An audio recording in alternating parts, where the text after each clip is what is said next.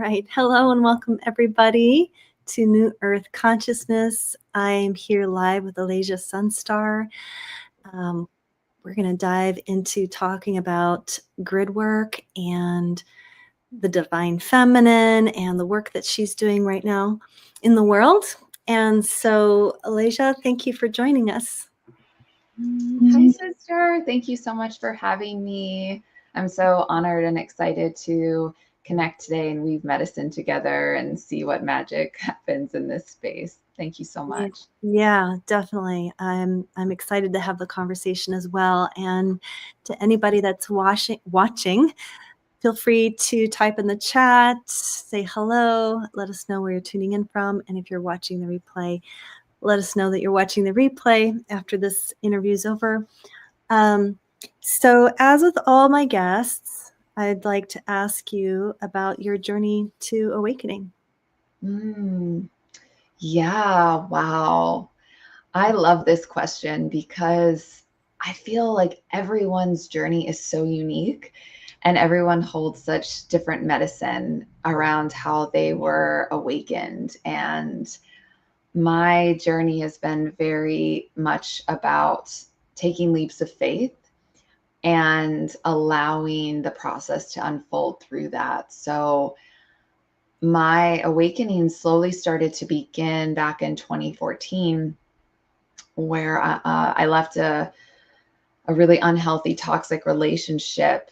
And from there, I slowly started like connecting into my spiritual awakening. And I was still working at the time as an event planner, and I had done that for over a decade. And so it was a slow build. And in 2018, I went through a really deep, deep, dark night of the soul. And I was guided to quit my job without a backup plan. And I kept hearing the voice of God, my intuition, nudging me, quit your job, quit your job, quit your job. What is this? I couldn't resist it. It just, one day I just walked in my boss's office and I said, I'm resigning, and freedom, the chains were broken. And a week later, I met my beloved divine union partner very unexpectedly. And that was really the beginning of an accelerated journey of my awakening and my ascension process. And so within a few months, we left Ohio, which is where we both were living and had spent the majority of our lives. And we were called to Charleston, South Carolina, to a very sacred island there in the area. And as soon as we arrived, that's really when my shamanic initiation and my awakening began. And so I started to begin to release and really lean into my healing process, because I was very much in a codependent, wounded healer space for most of my life. And it was the first time I had space. And that island was really the first place that I felt my soul was home, and it held me. And I was called in a very short amount of time. All of my psychic gifts started coming online, mediumship, and all of those things were there, but I had just kind of been like, when your psychic gifts are so potent, but the world around you isn't accepting of them. So I had really just kind of like push them away, and I couldn't resist anymore. God just brought me online so deeply on that island, on that grid, because it was meant to hold me. And so within a few short months, my body had completely transformed. I lost 50 pounds in a few months of energetic weight that I had been carrying, and all of my abilities started to come on. And then I was called to sit with Mother Ayahuasca in Peru.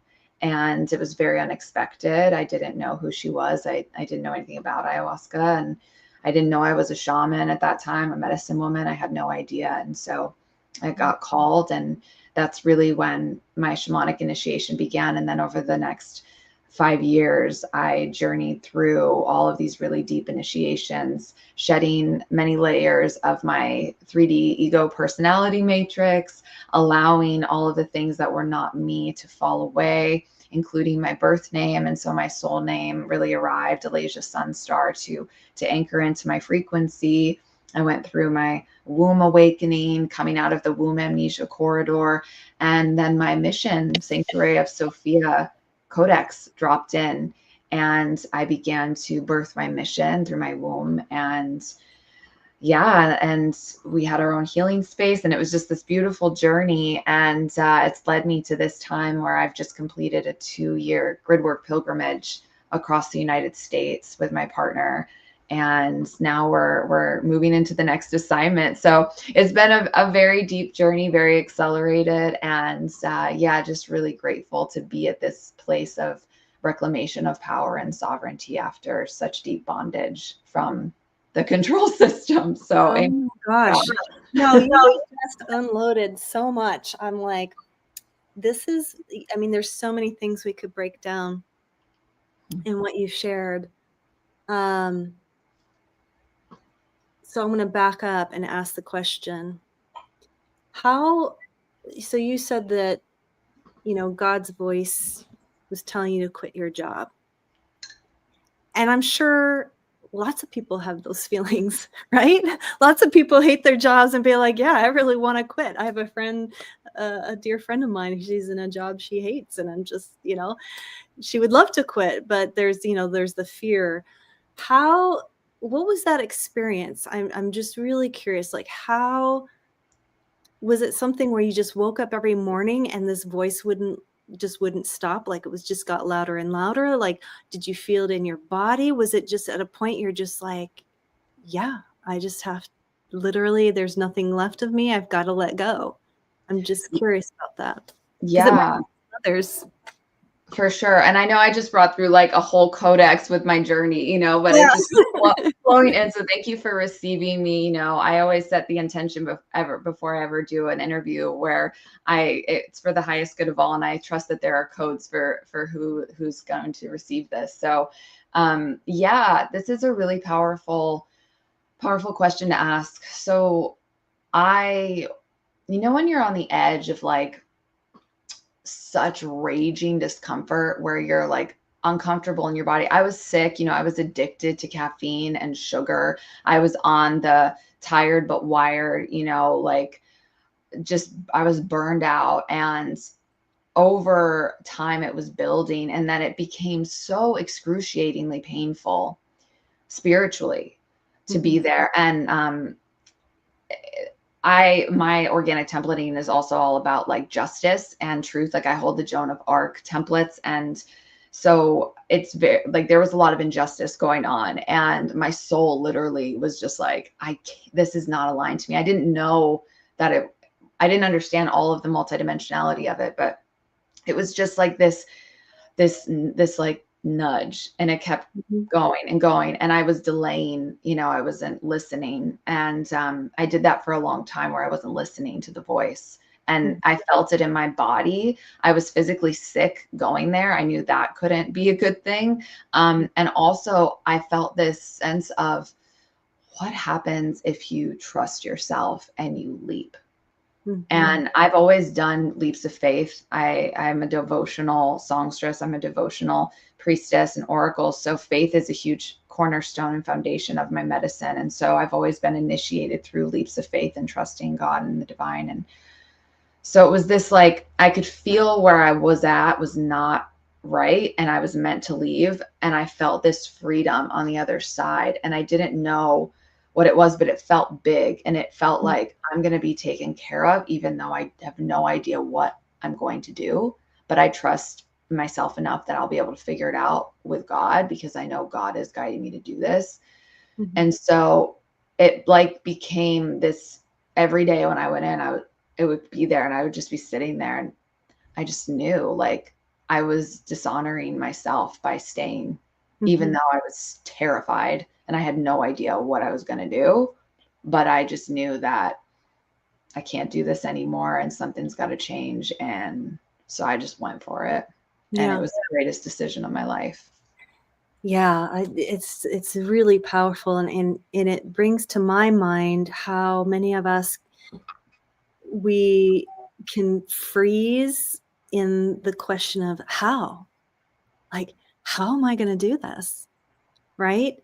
And so it really sounds like just saying yes and knowing that each step of the way you're going to be guided, you're going to know how to respond, you're going to be able to make the decisions when it's time to make the decisions. Yeah, and I would think that that is kind of something that stops a lot of women from really going for what they feel on the inside is the nudge and direction to go, right? Because it seems like the 3D matrix is always telling you, you got to figure out all the steps. You got to have your backup plan. You've got to figure out your financial security. You've got to, all these different things. And yeah, tell me so as you shifted into this, was it like just stepping into it sounds like it was just a totally new paradigm for you. Totally. Yeah, it absolutely was. And I think what you just shared is really important and valuable, is that like there's so much bondage around scarcity consciousness and lack mindset, and so many programs that are embedded into the psyche and also into the body from the fallen systems that you will not be provided for. And that is just a lie. And so it's about overcoming that and like dismantling that, and really knowing that, especially when you take leaps of faith, like God really rewards that. And I mean, I received the biggest reward of my life when I took that leap, where I met Elijah a week later. Like, and then it was just like, it was go time after that, because it was so accelerated. When unions come together, everything accelerates. So I think, understanding that as we go into the new earth paradigm, that faith is truly so foundational for women on this path, because we're moving into uncharted territory where there is no blueprint for the new earth paradigm. We are birthing it through our wombs.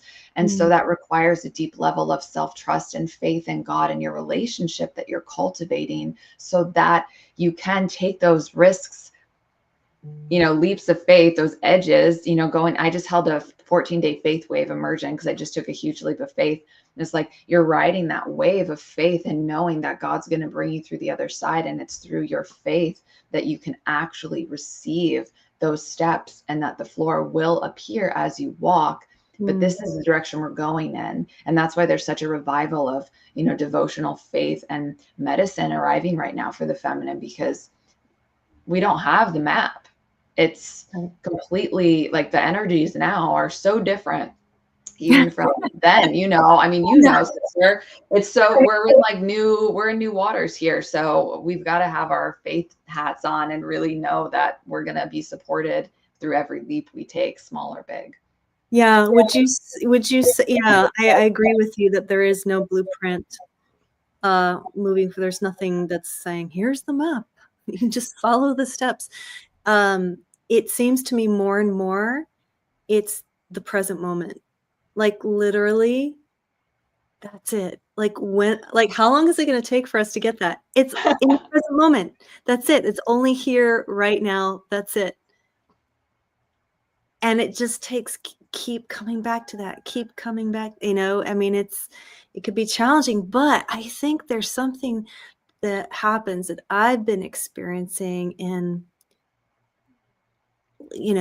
I mean, in mutual awakening, right? Like when we really, okay, so there's things that are happening, right? There's mutual awakening that can happen between two people that are really committed to being present. There is something that can happen that we're activated, we shift, we tap into a new energy and a new way of being. And what I sense from what your work is, this grid work, to me, it feels similar, where it's like, yes, two people can come together and there can be this mutual awakening, but it's like you are also in relationship with the earth in these specific places on the planet where something is downloaded or anchored in. And I find it really interesting, your story about going to this island and being held by that island so that you could unravel and discover who you really were or really are. So yeah, maybe talk to us about that. Like, how did that start showing up? How did you know, like, oh yeah, grid work, like that's not everybody's, well, first of all, explain that term because probably not everybody's heard that term. Um, yeah, so tell us about that. Well, I just wanted to acknowledge what you said about the present moment and just really anchor that in, sister. That was such powerful medicine. And I completely agree. That's it. Like more than ever, I think is when do you receive in the present moment? So we can't go forward in the future anymore. It's just we're literally creating now. And so that was so beautiful what you said about two people coming together who are committed to being in the present and where that magic really happens. And so that was just so I just love that. And I just wanted to say thank you for sharing that. So good and so true. I see that as like just keeping your presence on God, like inviting God into the present moment, and you will receive what you need, and you don't have to figure it out. It's just going to arrive, but it happens in the present moment. So yeah, yes. So the land, the grids. So grid work is about tending to the holographic architecture of our reality. Since we live in a holographic universe and a holographic reality, there are like the hologram that is projected right through your consciousness in your field. Like it's similar to like working on your own field, but you're working on like the field of the earth and the different holographic architecture of the earth. So the grids hold keys and codes and medicine, but a lot of the grids have been taken over where they have inversions on them, reversals, the fallen grids, right? Of like the dark forces that have they've taken over the grids. And so grid workers are here to return Christ back to the grids and restore the grids. Because when we take a grid back, it affects everyone on that grid because frequencies are sent out through the grid. When a grid is taken over and turned into like a dark grid, promoting pain, suffering, scarcity, war, things like that. When that trauma is in the grid, that gets pushed out, and then everybody who's on that grid in that area is impacted by those frequencies and those intentions of the dark grid, because the grids are harvesting life force energy. So when we reclaim a grid, they aren't harvesting or siphoning anymore.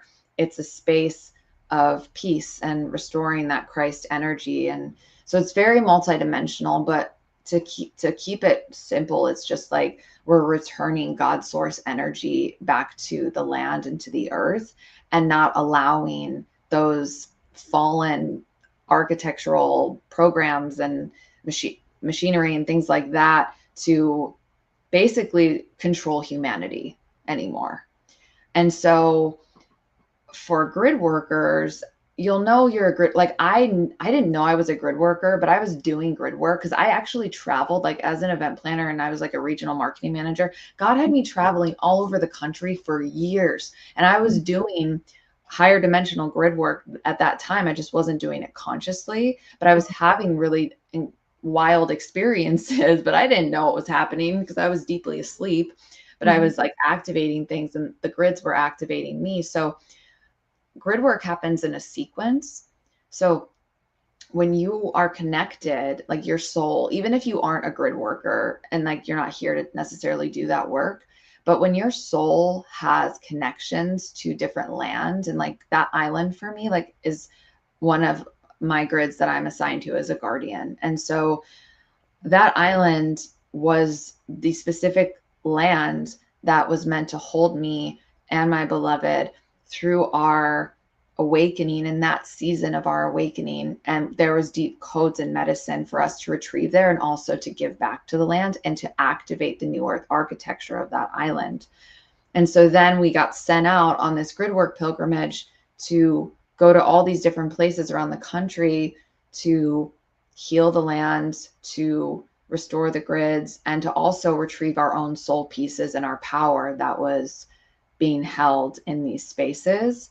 So when you go to a land, that's why some people, when they, especially like if they go to, like when I went to Peru, it was a huge reclamation because of the shamanic templating I hold in of my lifetimes that I had lived there. So it activated, as soon as I went to Peru, my light language came on and my shamanic templating turned on because of my connection there.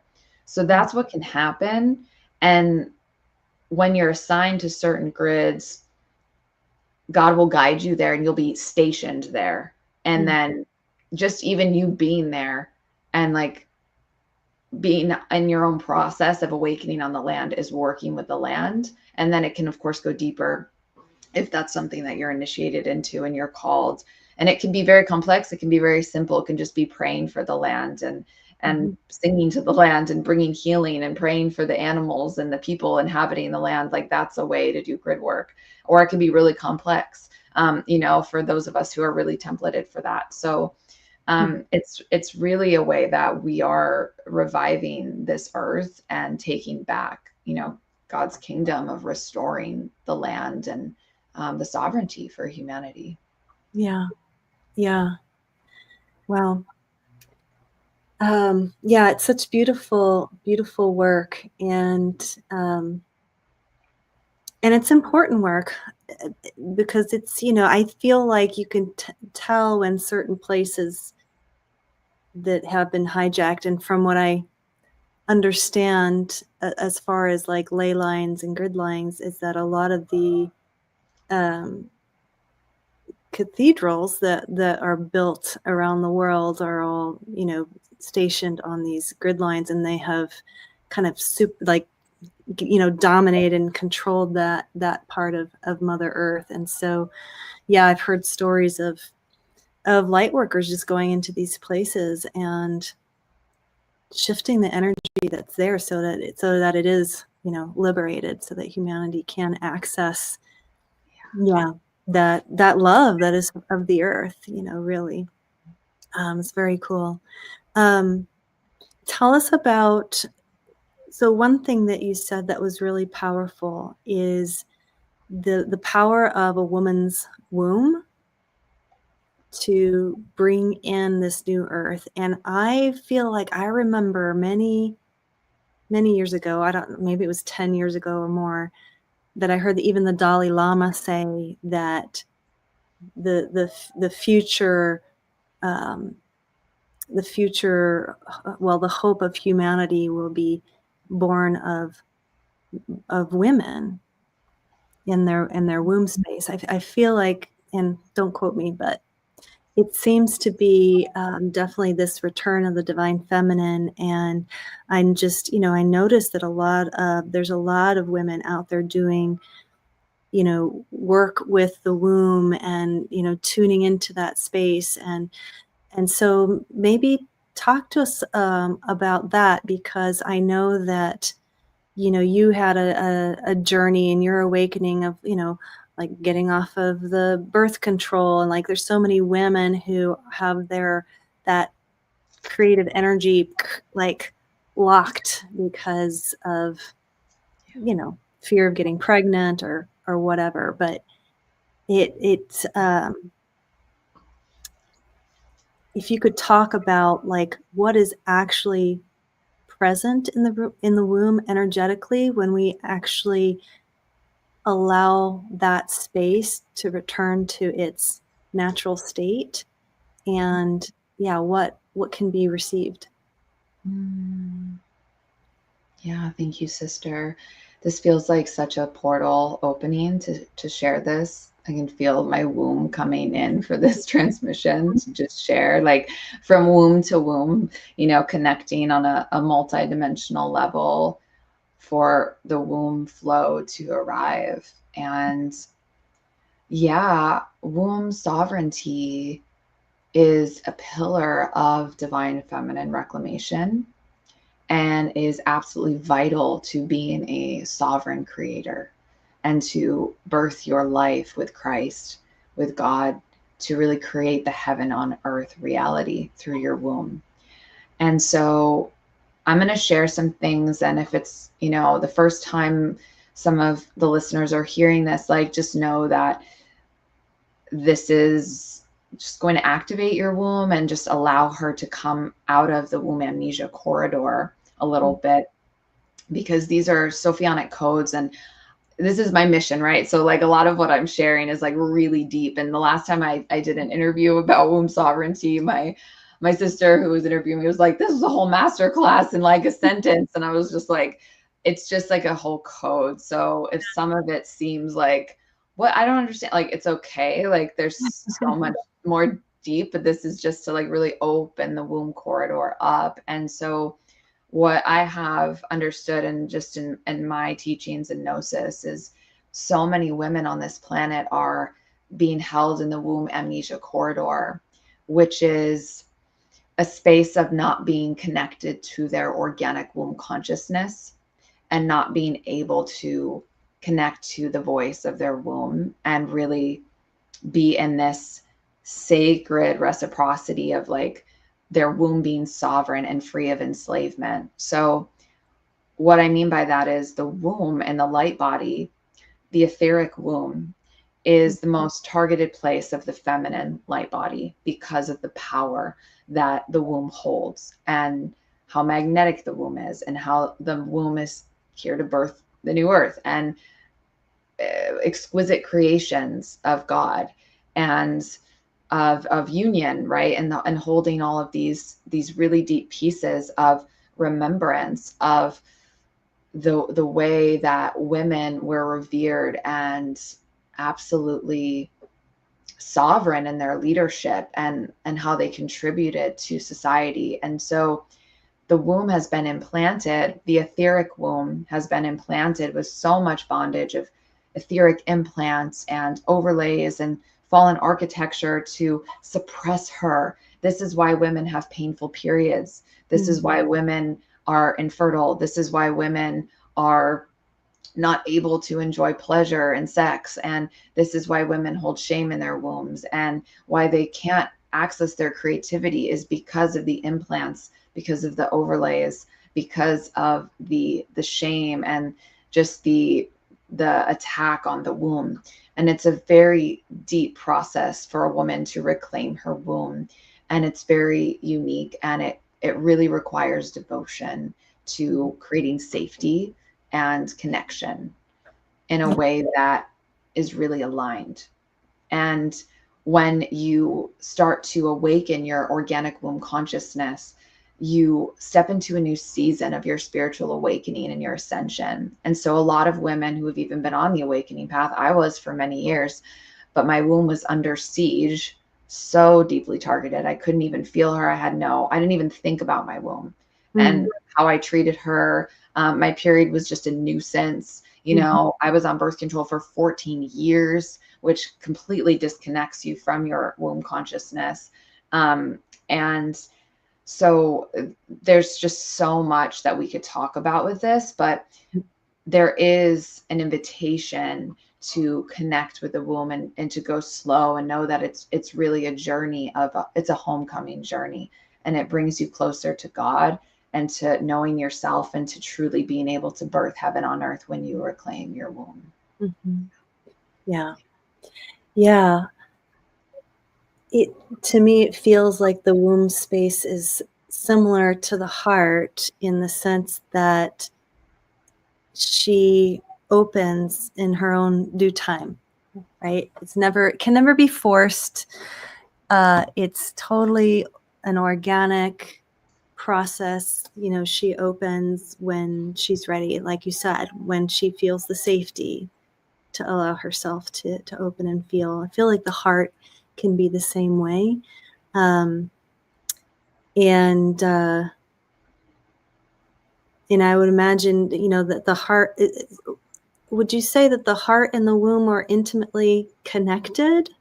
Are they really kind of one? Yeah. They can't exist without the other in a way. I feel like for both to be fully open and awake, like they need to be partnered, right? Yeah, so beautiful, sister. Exactly. Yeah, there's a connection between the womb and the heart. And when the womb and the heart field, like when this is cleared, like when they're in this river, this Sophianic river, when they're connecting and flowing, the womb will like connect into the heart. And really speak intuitively. And so it's like this beautiful communication that happens. And there's often a severing of the two. That's like something that I see a lot of. There's like this severing. But when you start to like open the womb up and like connect to the heart, that's why I always have a hand on my womb and my heart, because they're just like, they're the portals of like sovereign feminine creation to connect in. And so, yeah, absolutely. There's a deep connection there that can be restored in the light body to really allow that to just flow. And it's also connected into the throat. So it's like womb, heart, throat, and then like your womb song can come out through your expression and however that wants to flow out of you. Right. Yeah. Beautiful. Mm-hmm. Oh gosh, what was I going to say? Oh yeah, Sophia. Can you talk about her? Yeah. Holy Mother. Yeah. I just feel like as soon as you said her name, I just feel like the presence of the Holy Mother arriving. And so Sophia, in my own gnosis and how I have come to know the Holy Mother is, I mean, she is the Holy Mother. She is the cosmic mother. She is the dragon mother. She is the muse of Christ. And she is the divine feminine, the true divine feminine arising, and is so present through Gaia Sophia as well. And so she can show up and take many forms. And the Holy Mother has this way of calling you in, and she comes in so deeply when you connect with your womb. That's really when I really knew, like, had this intimacy built with the Holy Mother, was when I came home to my womb. And that's when she initiated me into downloading and receiving Sanctuary of Sophia, which is, you know, my mission, architecture, and codex that is really holding that. And so Sophia, the Holy Mother, she is our cosmic, you know, parent, our holy parents of like the true mother and father. That's how I understand God's source, Heavenly Holy Father, Holy Mother. And through Sophia, you know, she lives within each of us. And so our Sophianic awakening is really this return to the divine feminine and her place in the understanding of God. And Sophia is the feminine aspect of God. And so it's really like understanding that divinity of the divine feminine within, and how she shows up within us and all the different emanations. And she has all these, the different Sophianic grail lines of the Holy Mother. Like, there's so many ways Sophia can show up. It's not just like the woman in the temple praying, you know, it's Mother Mary, it's Mary Magdalene, it's Joan of Arc, you know, Princess Diana, and Bridget, right? Keeper of the flame. You know, it's like how Sophia shows up in all of these different emanations and forms. White Buffalo Calf Woman, she's like my strongest grail line that I hold. You know, Pocahontas. Tingles as you're saying each name. I'm just like the bliss wave. Yeah, those are the grail queens, you know, the leaders of the lineages, the grail queens who hold such Sophianic medicine of like who the mother is. You know, she's a protector, but she's also incredibly loving and tender, and she stands for justice and truth. And she is truly that muse, that artist of Christ. And like, she is calling her daughters home. And that's the work that I'm doing in Sanctuary of Sophia, is just helping women return to the true Holy Mother and healing from the dark mother and the fallen consciousness of the lunar matrix.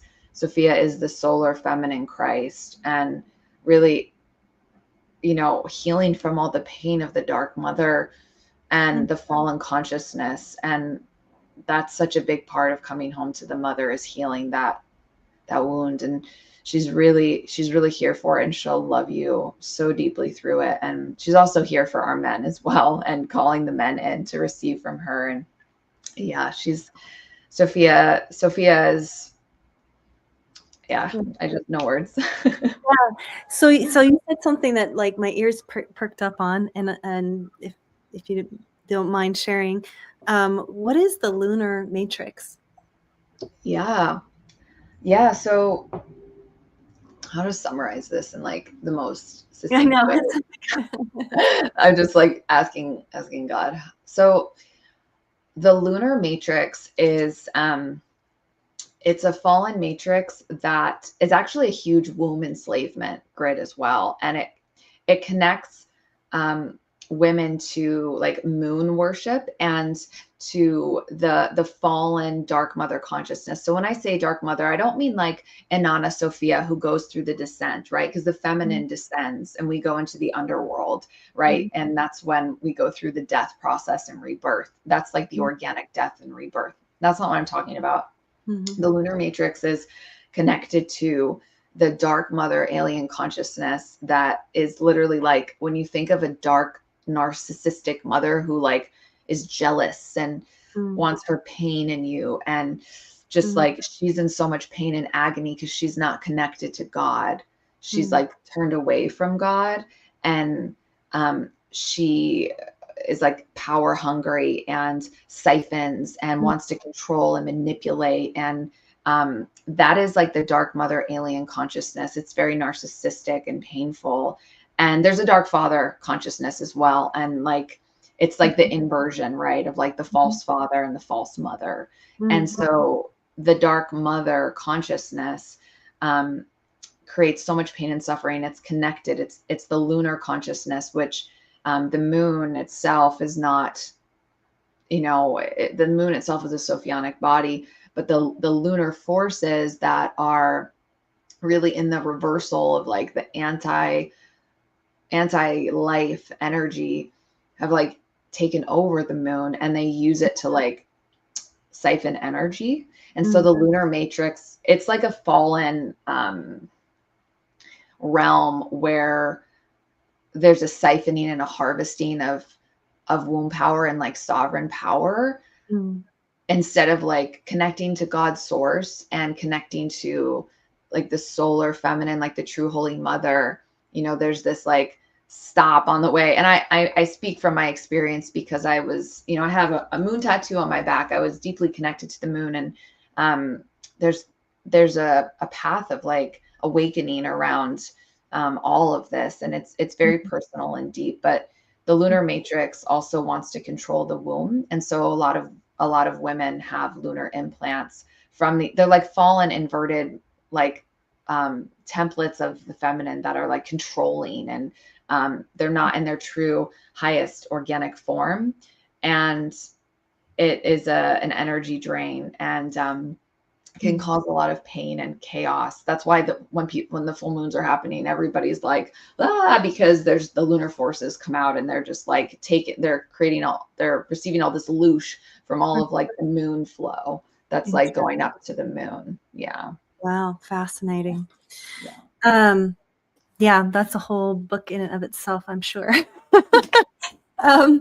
So tell us about what you're up to now. So we're getting to the tail end of this interview. Traveled, and you've been doing grid work for some time now. Now you're currently in Florida. Tell us how, what your offers are. How are you calling in women? What kind of work are you doing out there? Yeah. So I'm in Clearwater, Florida right now. We just completed our 2-year RV grid work pilgrimage mission, and now we're going to be still doing grid work, but we're not going to be traveling the RV. That's going to be a little more spacious and, traveling in different ways. And so right now, actually, I just completed a 14-day faith wave immersion around feminine leadership and faith, and through this leap of faith. And as my new assignment comes in, it's starting today, actually. So it's kind of fun to share it in this way.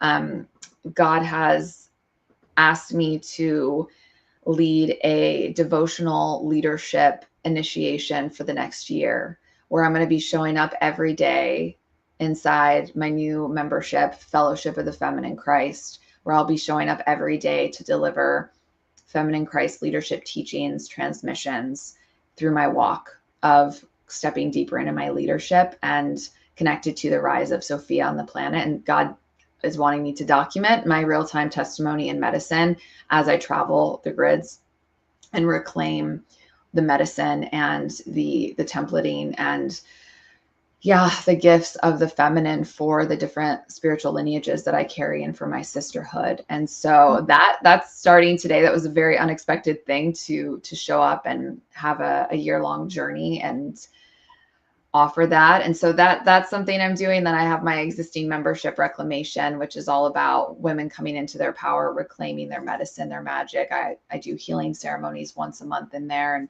provide intuitive mentorship. And I'm also helping women resurrect their temples right now. So there are women here who are designed to resurrect their new earth temple etherically, to be able to house and hold their mission and all of the mission work that they're meant to do. And so these temples are resurrecting energetically, etherically, and they're creating new earth architecture that's going to serve the new earth paradigm. And so that's my new assignment right now, is to teach women how to do that, because I did it for Sanctuary of Sophia, and now I'm initiating women and holding space for their temple resurrections to hold all of their legacy, temple legacy building. So that's the main focus right now.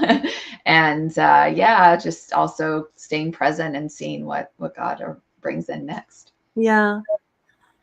Eleja, it has been such an honor, and I just, there's something about, the language that you're using to describe the work that you do. Like it's very multidimensional. It's very, untethered from old paradigm.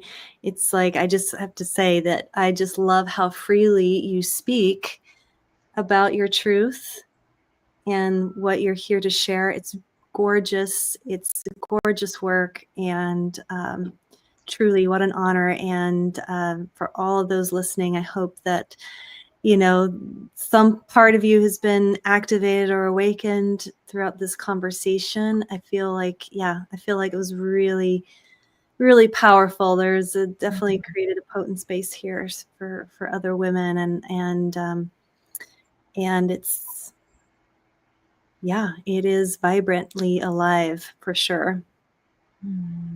Thank you so much, sister, for your beautiful reflections and for holding the space in the field for all of this to come in. I know we went pretty deep, and I just appreciate you for being willing to go deep with me today and to allow these codes to come in, because I trust that there is a deeper wave behind this. And so thank you for your beautiful work and your sacred codes that you've shared. And it's just an honor to connect with you on this path at this really potent time for the collective processes that are happening. Yeah, gorgeous. So everyone check out Eleja's website, sanctuaryofsophia.com. Thank you for being here, and we'll talk again soon sometime. All right. Thank you, Eleja. Thank you, everybody. Bye for now.